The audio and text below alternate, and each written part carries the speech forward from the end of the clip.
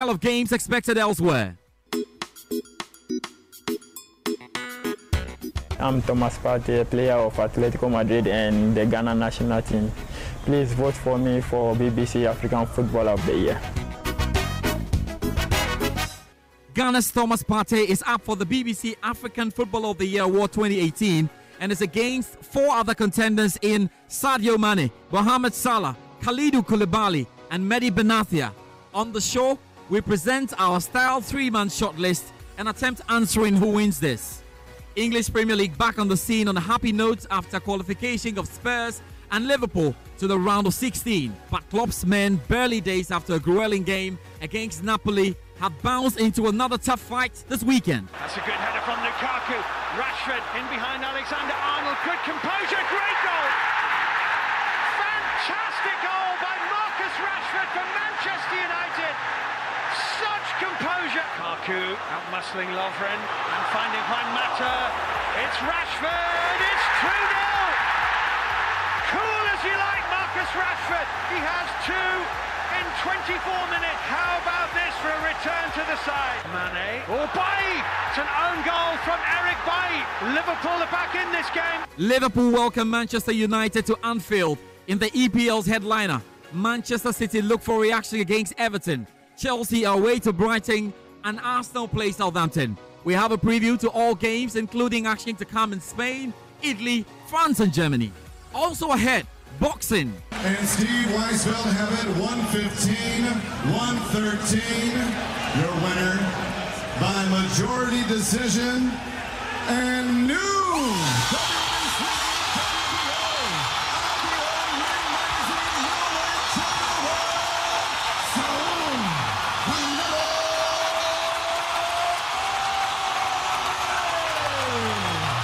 Saul Canelo Alvarez says he's going to look for a knockout when he faces Rocky Fielding at the super middleweight limit for the first time and has vowed to put on an explosive performance and become a three-weight world champion by adding his opponent's WBA regular crown at the Madison Square Garden in New York.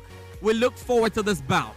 We're interactive on our Facebook page, George/9927, our WhatsApp line 0244 340 437, and you can tweet at us at JoySportsGH. You are listening to The Locker Room on Joy 99.7 FM. Hello from me, George Adler Jr., and welcome. And it's really good to have you on side as we get into this afternoon show. Get onto our Facebook page now.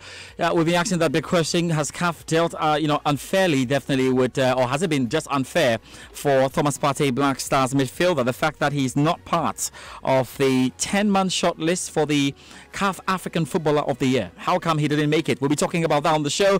Plus everything that you're very much excited looking into or looking ahead to the weekend of great games and boxing and wonderful stuff to come. We'll start here on the show, though, with the Joy Sports BBC Two-Way series. I had a great chat with the BBC's Mas Faruqi, and we'll begin with that. When I come back, we're getting to more here. Do not go.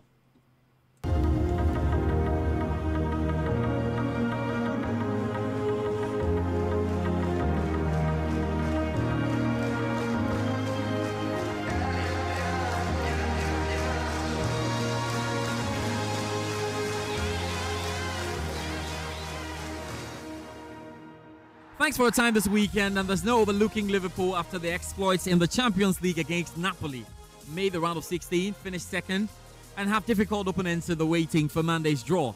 How far, though, do you think they can go in this competition? Well, you're right. I think they could have very, very difficult opponents. Finishing as group runners-up means that they are potentially going to face some really, really tough sides. That great match at Anfield on Tuesday was very dramatic, wasn't it? There was that late save from Alisson making sure that it stayed at 1-0, meaning that Liverpool progressed at the expense of Napoli, but only, as we say, as the group runners-up, because PSG also won, which meant that they went through as group winners. And that really could make a big difference in the knockout stages, as you alluded to. The draw, by the way, is made on Monday for that. Liverpool, well, they can't face another English Premier League side. All sides they've already played in the group stages, which means they will also avoid PSG, which would be nice, I think, for them. But it does mean that they could play Real Madrid, who were group winners, which would be a repeat of May's final, wouldn't it? Or Barcelona, or Bayern, or Dortmund, or Juventus, or Real Madrid, or Porto. That is an incredibly tough list of clubs to face in the last 16. Porto probably the team from that list that they'd most like to face. But actually, Porto were the only side to win 5 group matches so far in this competition. So maybe that it wouldn't be as straightforward a fixture as it would first appear on paper, certainly.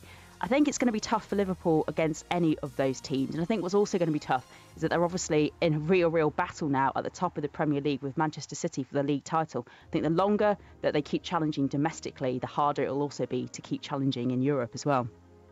How much of a boost or otherwise will making the Champions League be to Tottenham Hotspur, who look very interested in qualifying for next season's competition?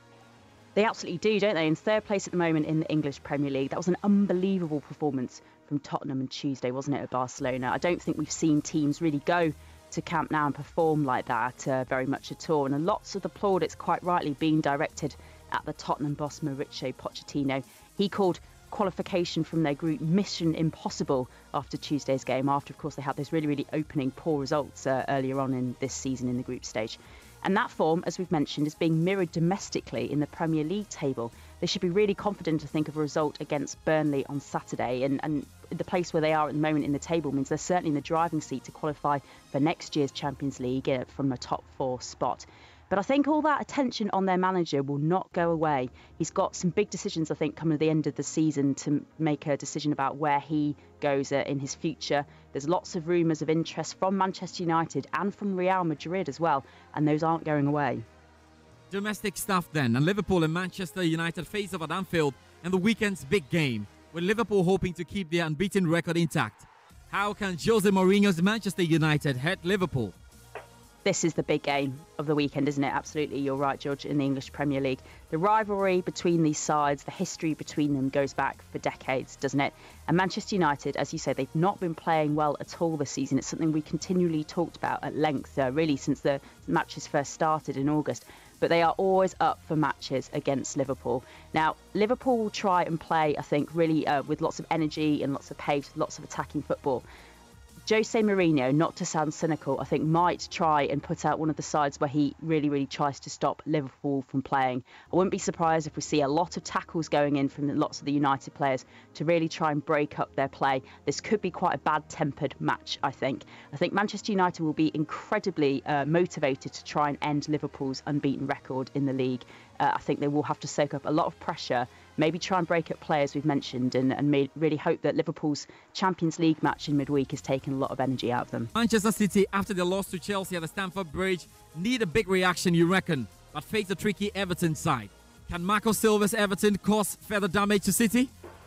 Well, it could be a good time for Everton to play City, couldn't it, because of that loss that you mentioned at Stamford Bridge last weekend. Or perhaps it could have the opposite effect, and City could come out and completely overwhelm Everton. I think Guardiola will certainly be hoping for that kind of response from his players. He will certainly want to win, especially with one eye on the game we've already mentioned, Liverpool against Manchester United on Sunday. He'll be hoping that his team will be able to lay down an early marker, go back top of the Premier League, and then hope that Liverpool will drop points in their match on Sunday. I think Everton, if they're going to have a chance to really try and stop City, they need to really look at the way that Chelsea played last Saturday and Jurgen Klopp's Liverpool sides, who always seem to perform very well against Manchester City. They need to try and match them for pace and energy and really try and match their belief if they're going to get a result. Finally, Arsenal, Spurs, Chelsea are in battles of their own and will be looking out for good results. What will be worth noting, though, in these games and at the bottom of the table clashes? Well, Arsenal and Chelsea battling it out for 4th spot as it stands. Both of them level on points, and both really with games this weekend that they'd hope to win. Certainly Arsenal against Southampton and Chelsea against Brighton. I think Tottenham, they face Burnley on Saturday, and I think it might be a little bit of a struggle for some of the players to get up for this game. They need to find some energy after that amazing Barcelona match that we've already mentioned. But again, motivation for them. If they win against Burnley, it should really help them strengthen their hold on 3rd place in the table. So I think Mauricio Pochettino will be expecting his players to get 3 points in that one. Certainly lower down the table, the one that I'm really looking at on Saturday is Huddersfield against Newcastle. Huddersfield had not had a good week at all. Lots and lots of injury concerns to a lot of their players coming out in the press this week in the build-up to this match. Second from bottom and really in quite a lot of bother in the relegation zone at the moment. But Newcastle, well, they did look like they were getting out of trouble, didn't they? But they've not had a great couple of weeks, and they're in danger of getting dragged back into that relegation fight if the results don't start to come for them.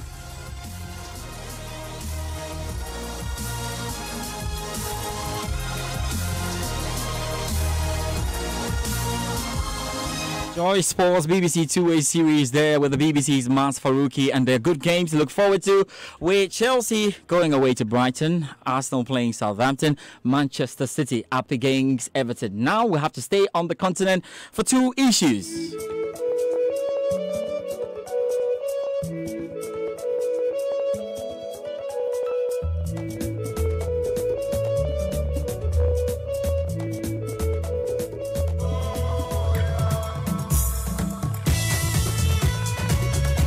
Right, so Atletico Madrid midfielder Thomas Partey is out of contention to win the 2018 African Player of the Year award after failing to make the 10-man shortlist for the prestigious Gone. Now, this morning we know CAF had announced a prune list from the initial 34-man list, and it did not include the Ghanaian international. The shortlisted nominees were decided by votes from members of the CAF Technical and Development Committee. We'll talk about that shortly. On our Facebook page, you have to react to the question there, and we are just asking you, do you think CAF has really dealt fairly with Black Stars midfielder Thomas Partey following his accent for the 10-man 2018 Africa Footballer of the Year award, that short list? And we've got some interesting messages here. Kofi Jenvi says Partey won the Europa League, or I'm sure you're still wondering why he's not there. Austin Aga says, I'm even surprised. Why is Iwobi's name, in that list? Kofi Zibit says, Ghana is no more a football nation. It's a shame not to see a single one of our so-called Black Stars in this list. Yeah, Belma says, wow, 2 Ghanaians and you make mother proud. Kudos to you guys, really. Let's just get into it right now. My colleague Benedict also is joining me for 2 of the issues we're going to be discussing on the continent. We have to go straight to this Thomas Partey one. He's going to be a subject of, I think, controversy a bit when we get into the BBC African Football of the Year award. But Benedict, let's stick with what we've got now. 10 players in Africa, considering what Thomas Partey has done in the year under review. It's a bit of a surprise that he's not there. Can you just go back to it?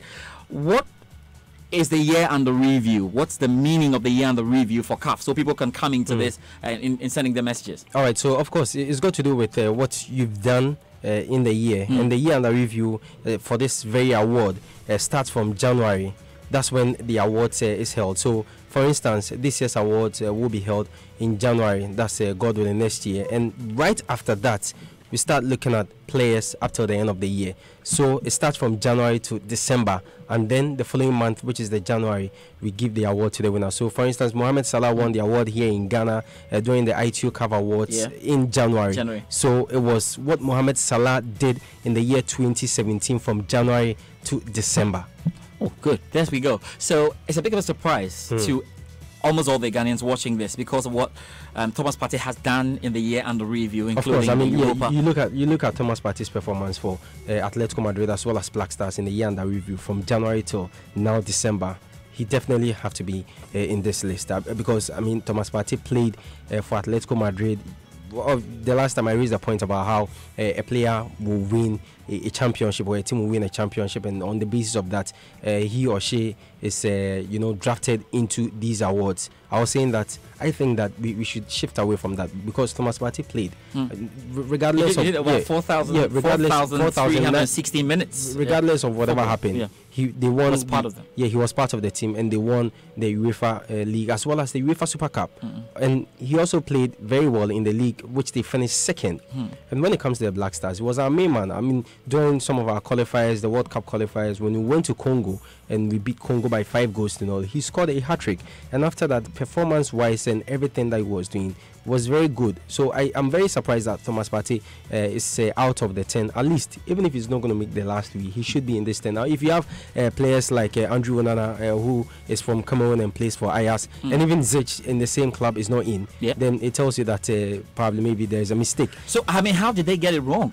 Votes, CAF Technical and Development Committee. Are they saying, no, he's not technical enough? I don't know where to put this, but how did they get that wrong? Why should this really go? It's mind-boggling that, such a mistake will be committed. Well, probably it's not a mistake, but for us, it is a mistake. Because looking at everything that these players have done and that of Thomas Partey, there is no way Partey shouldn't be in the top 10. If you are talking about the top 3, fine. That one, obviously, Mohamed Salah, Sadio Mane, and to a larger extent, Pierre-Emerick Aubameyang or Riyad Mahrez. But the the 10 shortlist party should be in. You don't get it. Now, this is another one coming from Henry Zoma Jedi. Says that, was it by vote? I'm a National fan, but I don't know what Iwobi is doing there. Now, that really seems to come as a surprise to everybody. Now, Koulibaly as well is not part of it. What was Iwobi's contribution? I mean, apart from what did Arsenal do?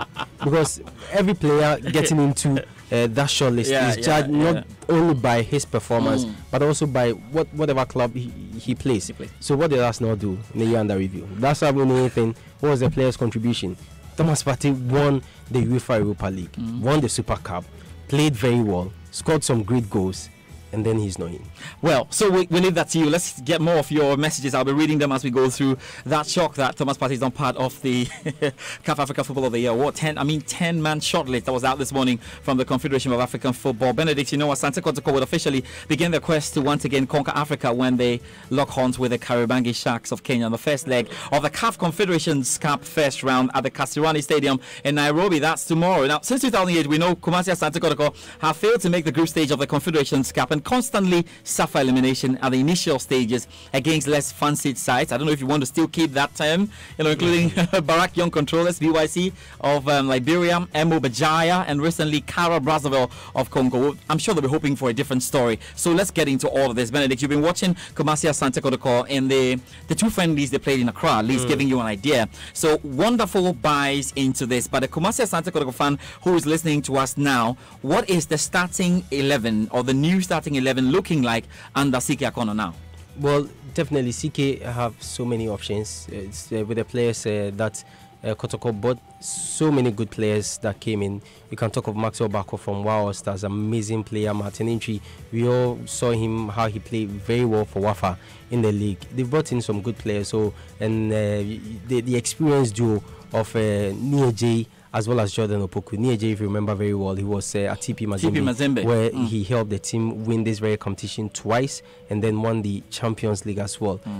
You don't need to be told what Jordan Opoku can do at this stage. So he has a very solid team, a team that I think that they have no other option than to get a good result in Kenya, and then when they come to Ghana, kill it off. I mean, you talked about going out in previous tournaments with less, probably maybe side, you say relatively difficult to say relatively unknown teams on the continent. Kariobangi is just like the teams that Kotoko failed to pass against in their last few games. So I think that yes, per the signings that CK Akono made, he definitely must put a good team in down for that very game, and they have to get a good result. Well, you know what? I don't know what the Kariobangi Sharks FC Twitter handle is. Absolutely active. I don't know how active the players are and what they've been doing. The little we know about them is they beat Djibouti side Atasola by 9 goals to 1. That was huge to make it to the stage. Going away, winning and winning. And the fact that they've had a taste of the competition already. Now,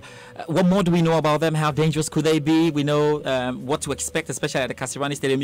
We know what happened to the Black Stars when they played against Kenya in that stadium. So Santiago must revenge that defeat. So what do you think? Yeah, their last game, their last trial game was against AC Leopards, another good team in Kenya, which they drew. Yeah, I've monitored them. I saw a highlight of that game, and they're very disciplined side. Their game plan and play is just like that of Kumasi Asante Kotoko. You know, when we went to the Accra Stadium and saw Kotoko play against the Interlights and a bit of the Black Meteors game, they are very attacking minded, because CK Akono knows very well that when you play in this competition, all you have to do is to get in goals. I mean, if you don't get goals, there's no way you're going to qualify. And that's the same as that of Kariobangi. Their last game they played, they scored 9 goals, went away, scored some 6 goals, and then at home scored 3 goals. So it tells you that they're a team that are in for business, and when they play, they always want to score goals. And it's just the same as that of Asante Kotoko. They are very disciplined side, and they are very, very good tactically. So I believe that CK Akono over the years, he's learned a lot in terms of his association with Accra Heart for Rashgood, Dreams FC, and now he's got a big opportunity at Kumasi Asante Kotoko. Opportunity that definitely would want to take it and do very well. And who knows, if he's able to to do very well with Asante Kotoko in the CAF Confederation Cup, maybe that will be a case for him to probably maybe look elsewhere. Well, you know the point. Like, just before you go, you know, we have very, very passionate Kotoko fans, and you understand what goes through. I don't know what caution you are going to be sending out there. I mean, measured expectations, or expect this team to just do well? I know, because already Ohami said expect this team to just go out there and get the result, or measured expectations. It reminds me of a question I put to Naudu Foley, a member of the normalization committee. To win Alcon. She said, "Oh no, we shouldn't measure expectations. No, we have to."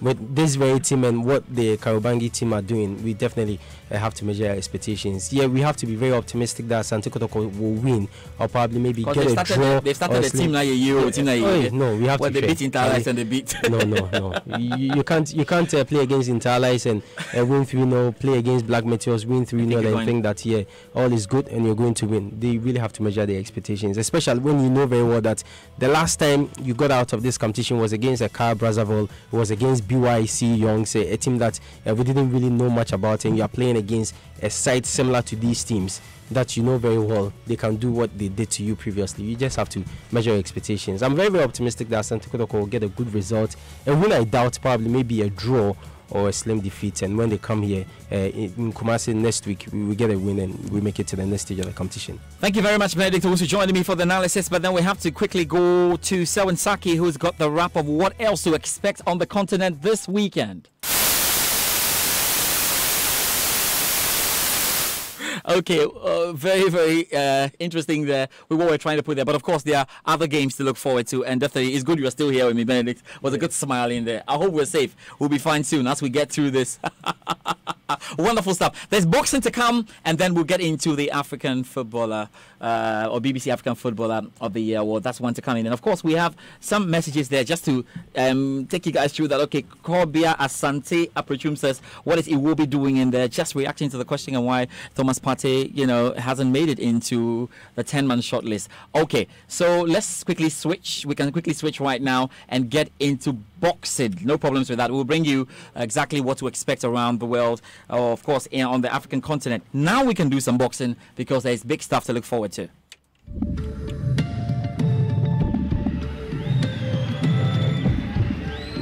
Rocky Fielding has done it. He's gone to Germany and he has done it. Rocky, you beat a young, hungry world champion in his home country. Sum up for us. How does it feel? Pretty unpredictable, isn't it, the boxing world? Most of them thinking, are you crazy? Nothing surprising me in boxing. This is the opportunity of a lifetime. Arguably the best pound-for-pound fighter on the planet. I still can't quite believe it. It's true, Rocky Fielding will defend his WBA title against Canelo at Madison Square Garden.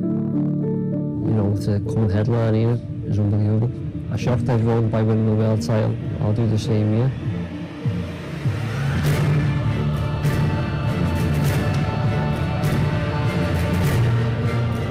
Boxing next, and for the first time in his career, Canelo Alvarez will be moving up 168 pounds as he takes on WBA regular super middleweight champion Rocky Fielding at the Madison Square Garden. Just a lot to look forward to right now. Joining me in the studio to do the analysis, Hans Mensah Ado. Hans, how are you doing? Very well, George. Yes, good. Oh, you almost sound like a boxer who's getting into the ring, to do the action. Yeah.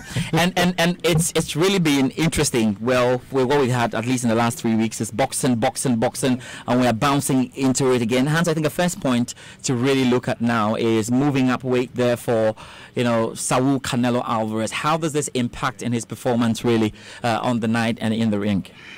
Well, I don't think that it is going to have any adverse impact on his performance because he's been a boxer who has risen through the weight classes rather steadily. I don't think that moving from middleweight to super middleweight is going to be so much of a challenge for him.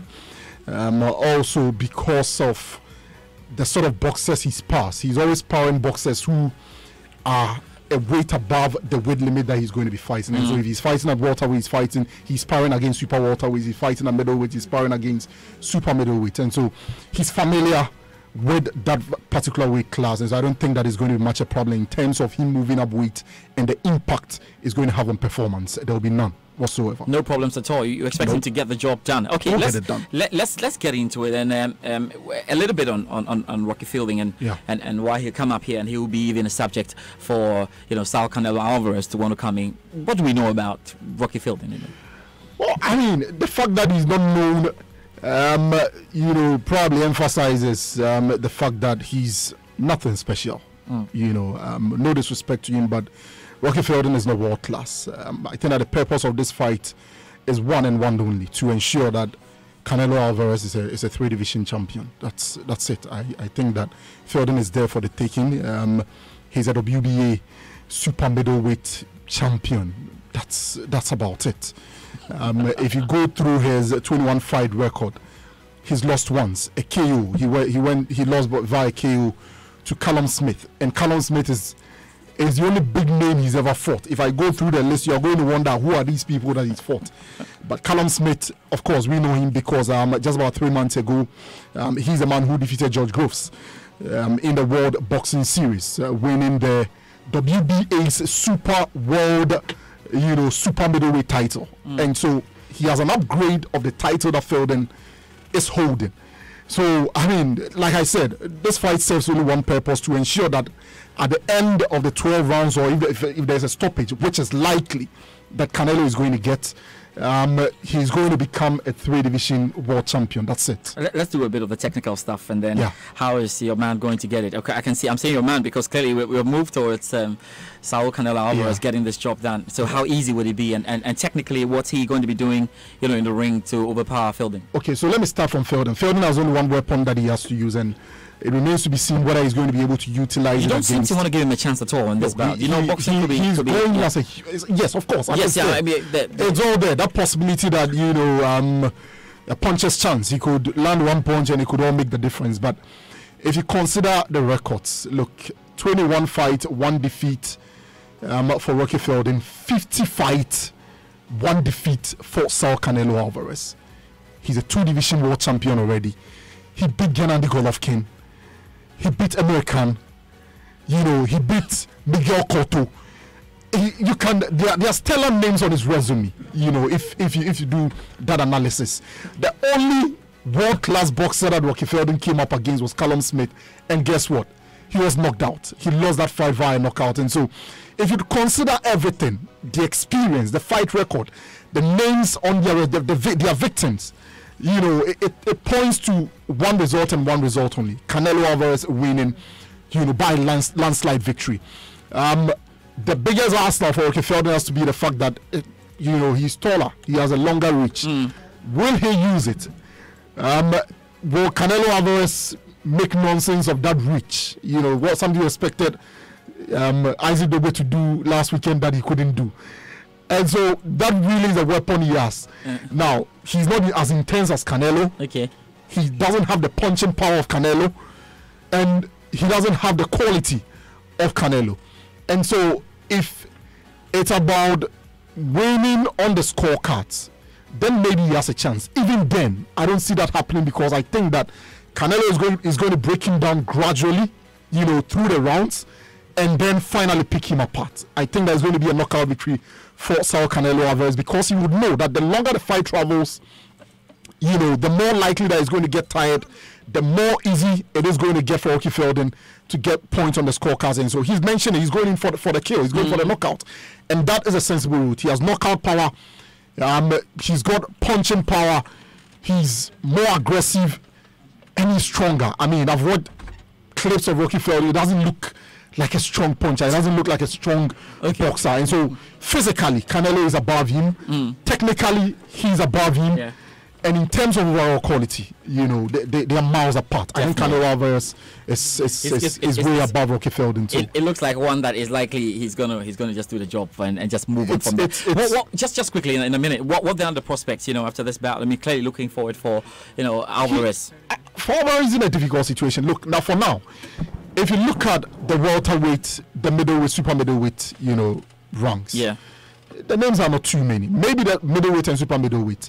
But if you take away a rematch against Golovkin, you are looking at maybe a unification against Callum Smith, and other middleweight and super middleweight.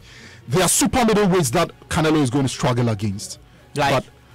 Look, they are quite a number of them. And I really don't want, yes, and let him cross this hurdle. Let him look too fine. That's right. I really don't want to go ahead. That's fine. In terms of the middleweight, he's okay. Okay. For now, that is his natural habitat. But super middleweight, you have no problem with Rocky Feldon. But beyond Rocky Feldon, there'll be a lot of work to do. How is he going to fare against Callum Smith? Big question. That is a big question. And so that unification against Callum Smith is a good possibility. To look forward to. Gennady Golovkin home match is always there. It's a fight that must happen in 2019, and so we look forward to that one also. But Rocky Feldon, easy job. Easy job for Canelo Alvarez. It's been an easy job for you, I know that. Hans, thank you very much for joining me on the show. And it'll be a good time to bring back Selwyn Saki, who has been putting together what there is to expect around the continent in the CAF Confederations Cup. Orlando Pirates are through to the next round of qualification to the group stages of the CAF Champions League after a 3-1 victory over Light Stars FC in Seychelles last week Wednesday. They will face African Stars of Namibia in the group stage playoff this month. Stars defeated Volcon de Moroni of Comoros. Following a commanding 5 win at Orlando Stadium last week, the Buccaneers progressed to the next round with an 8-2 aggregate win. Finalists are likely will host Ethiopia's Jema Abba Jifa FC. Jema's Ghanaian shotstopper Daniel Ajay sees little prospect for his side, knocking out the Egyptian Giants from the continent's flagship competition. TP Mazembe will also clash heads with Zesco United for the group stage qualifying round. AS Newquay FC won the DR Congo Cup as a lower tier side and have now reached the CAF Confederation's first round, where they will meet Petro Atletico.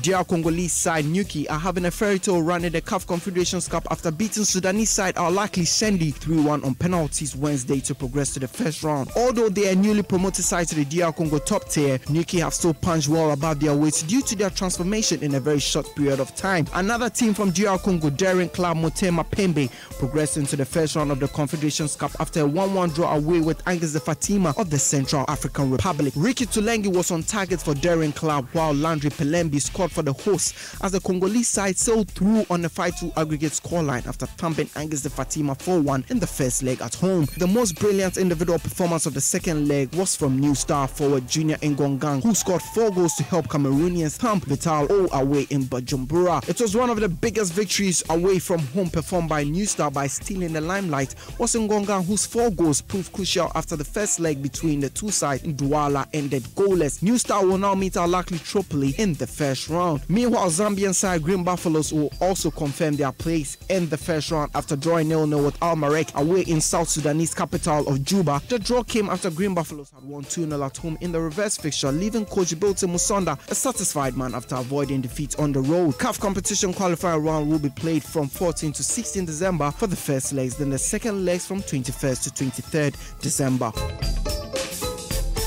Selwyn Saki with it. Benedict joins me, but Benedict, we have to quickly go through the shortlists that were released early this morning from CAF with respect to the 2018 awards. Yeah. So where else do we have Ghanaians? That'll be important to note there. All right. So that's the only category that we have 2 Ghanaians in the women's player of the year. We have Abdullahi Mukarama, the captain of the Black Maidens team. Well, deserves to be there after that wonderful display at this year's FIFA Under-17 Women's World Cup, where she won the bronze ball and also won the golden boot, even after going out of the competition in the quarterfinals and then gunning for the goal of the tournament. So she deserves to be in there. Also, there is Elizabeth Addo, Black Queens captain. I don't know how Elizabeth Addo managed to get. It's still there. Yeah, it managed to get into the 11-man shortlist, 11-woman shortlist. But all the same, she is in there. I think that Mukarama deserves to be in. Asisa Oshola gunning to win the award for a 4th time. The Nigerian also in there. Basira Toure, the Malian player, played very well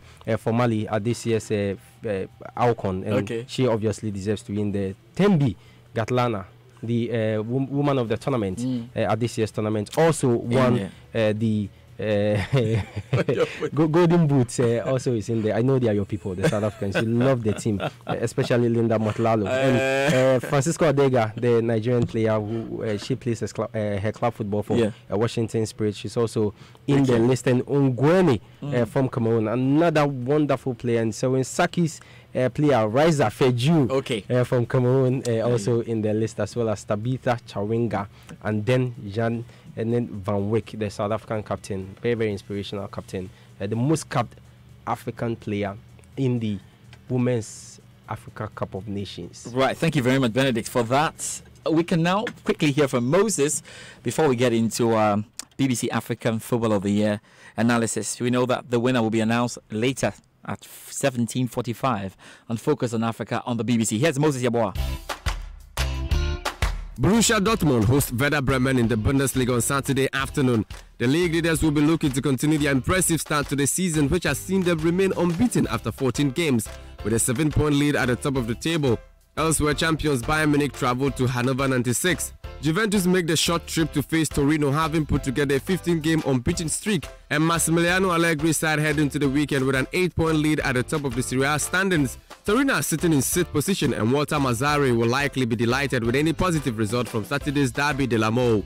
Inter take on Udinese at the San Siro, hoping to bounce back from their midweek Champions League draw that saw them exit the competition and drop into the Europa League. Real Madrid will be looking for their 9th La Liga win of the 2018-2019 campaign when they welcome Rayo Vallecano to the Bernabeu on Saturday night. Los Blancos currently sit 4th in La Liga, 5 points off division leaders Barcelona. Rayo meanwhile have struggled this term and currently occupy 19th spot in the table. Real Valladolid will play host to 3rd place Atletico Madrid, and Barcelona will look to tighten their grip on top spots in their penultimate game before the winter break away to Levante. Liverpool host Manchester United on Sunday in the latest Premier League derby between the Northwest rivals. Leaders Liverpool are unbeaten this season and 16 points ahead of United, who are 6th. Second placed Man City take on Everton, whilst Chelsea and Arsenal travel to Brighton and Southampton respectively. Moses Yaboa, and we get to the exciting part of the show. You know why? The prize started as a life award. We're talking about the BBC African Footballer of the Year award, and 2018 is really good because you know what?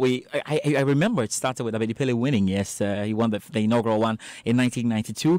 This year we've got 5 players: Mehdi Benatia, Kalidou Koulibaly, Sadio Mane, Thomas Partey, and 2017 winner Mohamed Salah. The winner will be announced later at 17:45 on Focus Africa on the BBC. But we had to do our little analysis, and the Joy Sports, the Joy Sports faculty had to drop 2 so that we can do the analysis on the 3. These were the 2 that were dropped from the 5 based on number of minutes played for their clubs. Se perfila Thomas, le puede azotar.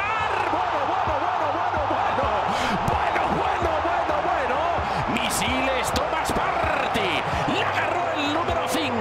I think it's a dream come true because it's not easy for a guy like me to come from a background that we have nothing to be at this level. Drifted in towards Benatia, who marks his debut with a goal. I started in a small village where my father was like the team manager. He did a lot of sacrifices that he never told me about that. Greater intensity, there's Partey! A guided rocket of a shot. It was him selling his stuff to try to get me that new. From that age, I was looking up to like Michael Essien. Centralmente, ancora Dani Alves, grande idea! Benatia! Mehdi Benatia! Ha sorpreso con un inserimento!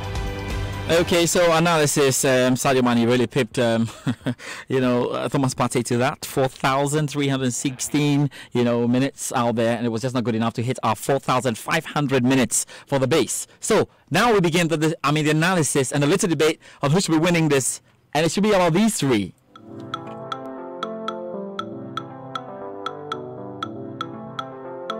On to Mane, edge of the penalty. Mane shoots! 3-1 for Liverpool! Fantastic finish by Sadio Mane! I love scoring for my team. It's great season. Sadly, we finally didn't win something that's part of football. We have to deal it. I scored the World Cup final. And the shot into the near post is in the net, and Sadio Mane got in there. One of my best days so far in football, because I'm very happy to be my 4th time nominated this African Player of the Year. Hopefully, I will win it one day. My name is Sadio Mane. I play for Liverpool and Senegal. Tries to thread it through. Salah! It had to be Mohamed Salah who, with a left-footed finish, finds the bottom right-hand corner to set a new record for most goals. So it's really clear. Mohamed Salah, Sadio Mane and Kalidou Koulibaly. I've got 3 gentlemen in the studio to do the debate for the 3 of them. I've got Efsin. He's going to be standing by for Kalidou Koulibaly. And then I've got Selwyn Saki saying Mohamed Salah should be the man.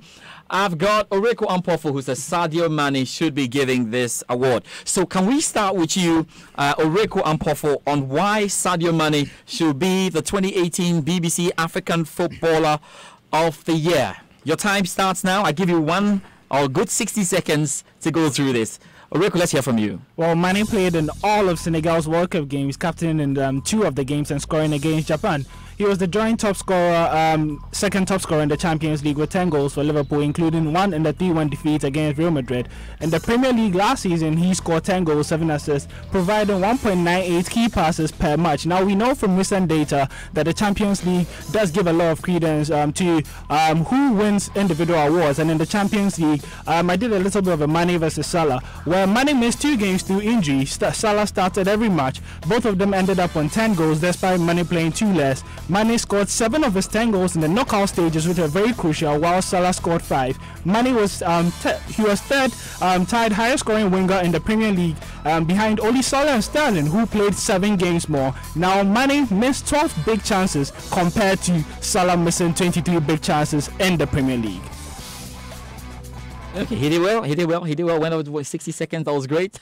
We'll go straight now to Selwyn Saki, who is going to be doing the talk for Mohamed Salah. Selwyn Saki, in 1 or 60 seconds, tell us why Mohamed Salah should win this. Well, George, 2018 FIFA best top 3 in this order: Luka Modric, Cristiano Ronaldo, Mohamed Salah. Mohamed what? Salah, not Messi.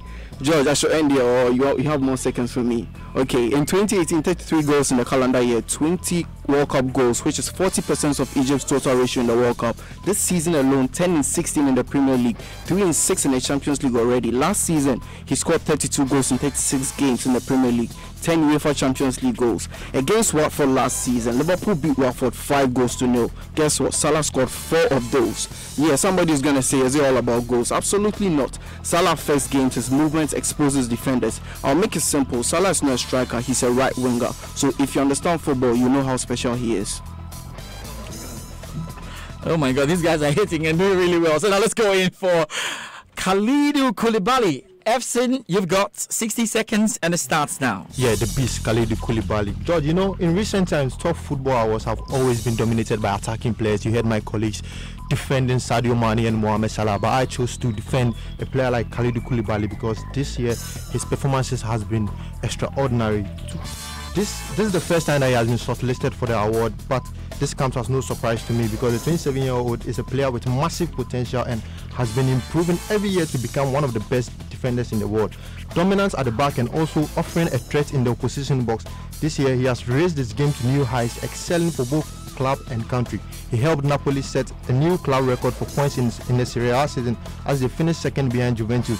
That was after he made 35 appearances, making him one of the most consistent defenders in the league. Not only was he rock solid at the back, he offered enough in attack as he contributed 5 goals, making him the second best scoring defender in the league. And remember his goal against Juventus that nearly won the title for Napoli in Turin. For the national team, Koulibaly excelled at the World Cup in Russia. Okay, you are stealing off our time. Your time is up there on that. But what's good? What's good? I'm going to try and do this. In 10 seconds, I'll just go around and let's start again with Oreku Ampofo. 10 seconds just to top it up. Well, it was a World Cup year, and for me, I think you look at the 2014 BBC African Player of the Year, that went to Brahimi because he had an incredible World Cup. For me, 2018, I think Sadio Mane had the best World Cup. 10 seconds is over. Let's go down to Selwyn Saki, 10 seconds. Salah is in the upper echelon of football. He's rated above Lionel Messi, and that's even enough. He's helped Liverpool, decided games for them and everything they've done. Egypt, he took them to the World Cup, got their only 2 goals in the tournament. I think Mohamed Salah definitely is the best in Africa. Efsin, 10 seconds. Well, though, I feel Koulibaly deserves a fair shot and he should win the award because he's played so well this year and his performances has attracted big guns in the league, in the top European leagues like Manchester United, Barcelona, all of them gunning for his signature. So he might win. Thank you very much, Efsin. Thank you very much, Efsin. Thank you very much, Selwyn Saki, for going through this. I'm sure you can make up your minds. We'll find out what happens at 17:45. That's it for our show, The Locker Room. We're definitely back next week with some more. And is standing by to run us with the news you sure about it. Are we ready to go through it as we put this round? Remember that we have a big weekend coming up as we go. I really enjoy the debate from the guys. So till we meet next week, be good. Ernest, how are you doing this afternoon? I'm good, George. Yourself? I'm fine. What have we got in the news? From the Joy Nation, we have the latest news headlines. Police say the